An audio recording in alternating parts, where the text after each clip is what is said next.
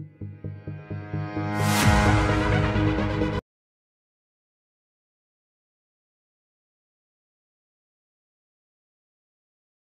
friends, welcome to our channel, another fresh video. So in today's video we are discussing about what you should do in your writing task 2 and what you should avoid in your IELTS writing task 2 exam. So आज की इस video में हम लोग आपसे कुछ points discuss करेंगे जिसकी मदद से आप अपने IELTS एग्जाम में हाई बैंड स्कोर कर सकते हैं राइटिंग टास्क 2 में, कि आपको कौन सी चीज़ें अवॉइड करनी चाहिए अपने राइटिंग टास्क 2 के एग्जाम में और कौन सी चीज़ें ऑब्टेन और कौन सी चीज़ों को ज़्यादा आपको प्रिफर करना चाहिए करने के लिए, जिससे आपके बैंड्स अच्छे आ सकें IELTS के राइटिंग टास्क 2 के एग्जाम में। सो सबसे पहले देख लेते हैं what you must avoid while writing task 2। सबसे पहले कि आपको राइटिंग टास्क 2 करते समय कौन सी चीज़ें अवॉइड करनी है। तो जो फर्स्ट टिप है वो है avoid using informal language and contractions like I am, very, short forms like our, st for students, or slangs like chick or girls used for girls, lad or guy used for boys that are normally used in chatting or in SMS. You will lose your bands if you write like this. So इसका मतलब avoid using informal language and contractions like I am। आपको अपने IELTS writing task 2 में आपके पास 250 words की limitations होती हैं। उसमें आपको मिनिमम 250 वर्ड्स लिखने होते हैं और मैक्सिमम 280 वर्ड्स बोल सकते हैं हम लोग, उससे ज़्यादा ओवर हो जाता है आपका टास्क। उन सभी में आपको इनफॉर्मल लैंग्वेज यूज़ नहीं करनी, कॉन्ट्रैक्शंस यूज़ नहीं करने जैसे I am, very, short forms भी यूज़ नहीं करनी जैसे आप गवर्नमेंट पूरा लिखे उसकी जगह आप GOVT लिख देते हैं, या ST कुछ भी एक्सेट्रा का फुल फॉर्म लिखना होता है उसमें आप ATC लिखेंगे तो उससे भी आपके बैंड्स डिक्रीज हो जाएंगे। और स्लैग्स नहीं यूज़ करने जैसे हम लोग गर्ल्स की जगह गर्ल्स बोल देते हैं और बॉयज़ की जगह गाइस बोल सकते हैं। ये कुछ भी नहीं लिखना है गाइस। अगर आपको बॉयज़ लिखना है तो बॉयज़ ही लिखिएगा, बॉयज़ के बारे में लिखना है तो उसकी जगह आप गाय। जो शॉर्ट होते हैं जो सिर्फ चैटिंग के लिए यूज़ करे जाते हैं, जो चैटिंग फॉर SMS के लिए यूज़ करे जाते हैं। You will lose your band if you right like this guys. ठीक है, आपको इसको अवॉइड करना है। शॉर्ट कुछ नहीं लिखना है, एक्सेट्रा ATC नहीं लिखना, उसको पूरा लिखना है और किसी भी चीज़ का कम मतलब नहीं, उसको फुल फॉर्म में लिखना है, उसका शॉर्ट नहीं लिखना है। ठीक है गाइस, और स्लैग्स भी यूज़ नहीं करने अपने राइटिंग टास्क 2 में। तो जो नेक्स्ट है वो है do not start writing immediately after read the essay topic.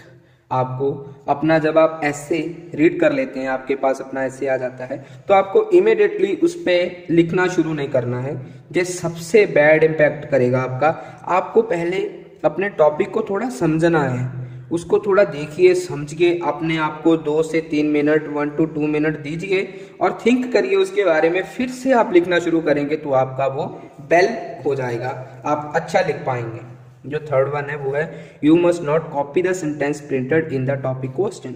If you wish to add a phrase और a part of the topic, modify the sentence and add it using a different sentence structure than the one used in the topic. इसका मतलब आपको जो आपका ऐसे है उसका जो सेंटेंस है उसको प्रिंटेड अगेन नहीं लिख देना है आपके ऐसे में। उसको अगर आप लिखना चाहते हो उसमें से कुछ चीज़, तो आपको उसको मॉडिफाई करके उसके सेंटेंस के स्ट्रक्चर को दोबारा बनाकर लिखना चाहिए, जो आपके लिए एक प्लस पॉइंट होगा।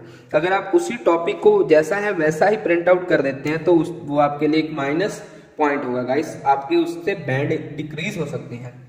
क्योंकि जो फर्स्ट लाइन्स होती हैं उससे आपका इंप्रेशन पता चलता है कि आखिर इस कैंडिडेट ने अपने एग्जाम में क्या लिखा होगा। अगर आप उसको ही राइट डाउन कर दोगे तो वो आपके लिए एक बहुत बड़ी मुश्किल खड़ी कर देगा गाइस। आपको उसको राइट डाउन करना है लेकिन मॉडिफाई स्ट्रक्चर के साथ, उसको मॉडिफाई करना है किसी और स्ट्रक्चर के साथ, उसके बाद आप उसको लिख सकते हैं। और जो फोर्थ वन है वो है please do not add any new point और एग्जाम्पल इन कंक्लूजन। आपको ये सबसे ज़्यादा ध्यान रखना है। अगर आपका ऐसे बढ़िया जाता है, आपको टॉपिक के बारे में नॉलेज है, ठीक है, but please do not add any new point और एग्जाम्पल इन द कंक्लूजन। आपको कंक्लूजन में सिर्फ कंक्लूजन लिखना है, ना कि उसमें आपको एक नया पॉइंट दे देना है। उसकी वजह से आपका ऐसे वो एक नए मोड पे चला जाएगा। जैसे आपने ऊपर अपने 2 पैराग्राफ शो कर दिए और तीसरे में आपको उसका कंक्लूजन देना है, लेकिन आप दूसरे पैराग्राफ का उसमें एक लाइन डाल देते हैं, जैसे आप बोलते हैं कि ऐसा भी होना चाहिए था, तो ये आपके लिए बैड थिंक हो जाएगी। इसका मतलब आपको कंक्लूजन में सिर्फ कंक्लूजन ही लिखना है, आपको एग्जाम्पल नहीं देनी, उसमें कोई पॉइंट नहीं देना। आप एग्जाम्पल के लिए एक अलग से तीसरा पैराग्राफ तैयार कर सकते हैं। अगर आपके पास 80 एग्जाम्पल्स हैं तो आप उसमें उसको राइट डाउन कर सकते हैं। तो जो लास्ट वन है वो है some candidate simplified mock up readymade sentences for introduction. ये सबसे बड़ी दिक्कत है गाइस आजकल। बहुत सारे इंस्टीट्यूट्स में भी ऐसा होता है और बहुत सारे कैंडिडेट्स इंटरनेट से सर्च करते हैं और रेडीमेड जो बने होते हैं सेंटेंस, जो इंट्रोडक्शन के सेंटेंस रेडीमेड होते हैं, उनको यूज करते हैं। अभी आइल्स का इतना एग्जाम हो रहा है और कैंडिडेट्स बहुत सारा रेडीमेड सेंटेंस लिख रहे हैं, तो जो एग्जामिनर है वो फाइंड कर लेता है कि इन्होंने रट्टा मारा है, मतलब ये रेडीमेड यूज कर रहे हैं। आपको कोई भी इंट्रोडक्शन का वर्ड रेडीमेड यूज नहीं करना, आपको अपनी ओर से अपने ओपिनियन के हिसाब से, अपनी थिंकिंग के हिसाब से ही राइट डाउन करनी है इंट्रोडक्शन। हाँ, ये नहीं कि आपको जो रेडीमेड सेंटेंस होते हैं उनसे वर्ड नहीं यूज करना, वर्ड यूज कर सकते हैं, लेकिन उसकी लाइन थोड़ी अलग होनी चाहिए। For example, if the topic in essay is about pollution, they think if they can prepare 2 to 3 sentences on the same containing impressive language, they can get good bands. I have also seen some reference materials trying to motivate students to learn ready-made sentences for various topics like education, computer technology, childhood and so on. तो इसका मतलब बहुत सारे institute और internet पे बहुत सारी वेबसाइटें ऐसी हैं जो आज के कैंडिडेट्स को बोलती हैं कि वो एजुकेशन, कंप्यूटर टेक्नोलॉजी और चाइल्डहुड पे रेडीमेड सेंटेंसेस को यूज कर सकते हैं, रेडीमेड एसेस को यूज कर सकते हैं अपने आइल्स राइटिंग टास्क लिखने में। तो ये एक बड़ी दिक्कत हो जाएगी। जैसे गाइस मान लीजिए कि आपका एग्जाम 6 अप्रैल को है और उस दिन 10 आइल्स कैंडिडेट्स एग्जाम दे रहे हैं फॉर एग्जाम्पल, और उन 10 में से 5 लोगों ने इंटरनेट पे सर्च की हुई है, 5 लोगों ने इंस्टीट्यूट से अपने आइल्स की ट्रेनिंग ली हुई है, और उन 5 में से 5 लोग, जो 5 के 5 हैं, वो रेडीमेड सेंटेंसेस लिख देते हैं एक जैसे। तो ये सोचिए गाइस, किसको अच्छे बैंड आएंगे? किसी को नहीं आएंगे गाइस। ये बहुत ही बड़ी दिक्कत करता है, आपके बैंड डिक्रीज करने में बहुत बड़ा हाथ है इस चीज का। आपको रेडीमेड सेंटेंसेस नहीं यूज करने गाइस, ठीक है गाइस। तो अभी आते हैं, ये तो थी आपको कौन सी चीजें अवॉइड करनी है। अभी आते हैं उन चीजों पे। You must try to do these things in your writing task to get good band score in your IELTS exam. So सबसे पहली है वो है use only formal language. Informal language is not at all entertained in writing task 2। ये हम लोग जिसमें avoiding थी हम उसमें भी देख चुके हैं कि जो फॉर्मल लैंग्वेज थी हमको वही यूज करनी चाहिए, इनफॉर्मल लैंग्वेजेस का यूज नहीं करना चाहिए।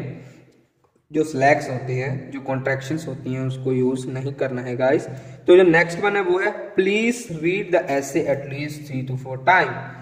गाइस इस टिप को ध्यान से देखिए, आपको अपने एसे को 3 से 4 बार अच्छी तरह रीड करना है। ऐसा नहीं कि आपको एक बार रीड कर दिया, आपको अच्छे से पता चल गया, लेकिन फिर भी उसको 2 से 3 बार रीड करिए। इससे आपका दिमाग चलेगा टॉपिक के बारे में। अगर आपके दिमाग में कोई चीज़ है तो वो सामने आएगी। आप इस टिप को आजमा के देख सकते हैं। आप कोई भी अपना ऐसे उठा लीजिए और जो आपके लिए नया हो उसको एक बार रीड करके उसको लिखना शुरू करिए, और उसके अलावा आप उसको 2-3 बार रीड करके फिर लिखना शुरू करिए। आपके पास you should get more ideas after that doing. तो जो थर्ड वन है वो है please follow the points given earlier before you start writing. इसका मतलब जो ऊपर के पॉइंट्स हैं वो आपको बताए गए हैं कि जो आपका मेन पॉइंट्स है उससे आप अपना राइटिंग स्टार्ट करिए। जैसे आप इंट्रोडक्शन के बाद जो पैराग्राफ आपके दिमाग में थिंकिंग चल रहा है, जो आपके उस टॉपिक ऐसे के बारे में ज़्यादा नॉलेज है, उसी चीज़ को ही पहले पैराग्राफ में आप डिफाइन करना शुरू करिए। अगर आप उस ऐसे से एग्री हो जाए, आपसे कोई डिस्कशन पूछी जा रही है, तो उन चीज़ों को माइंड में रखना है जो आपको उसके ऐसे के बारे में ज़्यादा पता है, उससे आप उसकी स्टार्टिंग करेंगे। इंट्रोडक्शन के बाद आप उसका नेक्स्ट पैराग्राफ उसका ही बनाएंगे जिसके बारे में आपको ज्यादा पता है। तो जो फोर्थ वन है वो है write at least 4 paragraphs in your essay where the first is introduction and next 2 will be form of the body and last will contain the conclusion of your essay. तो आपको अपने राइटिंग टास्क 2 में 4 paragraphs बनाने हैं।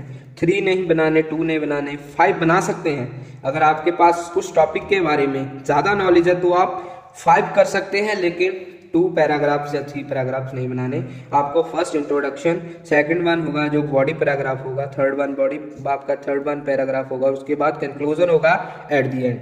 ठीक है, इसको paragraph में एक्सप्लेन करना बहुत जरूरी होता है। अगर आप 6 बैंड से अबव राइटिंग टास्क 2 में चाहते हैं तो आपको राइटिंग टास्क में आप 6 लेना चाहते हैं या 5 बैंड्स लेना चाहते हैं, क्योंकि राइटिंग टास्क 2 में 6 बैंड्स इंक्लूड होते हैं। जो 3 बैंड्स होते हैं वो राइटिंग टास्क 1 में होते हैं। तो आपको 4 पैराग्राफ एटलीस्ट बनाने ही चाहिए, और उन 4 पैराग्राफ्स को अच्छे तरह डिफाइन करना चाहिए। उनका प्रेजेंटेशन भी अच्छा होना चाहिए, क्योंकि गाइस जो आप लिखोगे वो तभी रीड किया जाएगा, तभी देखा जाएगा अगर आपकी प्रेजेंटेशन जो है वो अच्छी होगी।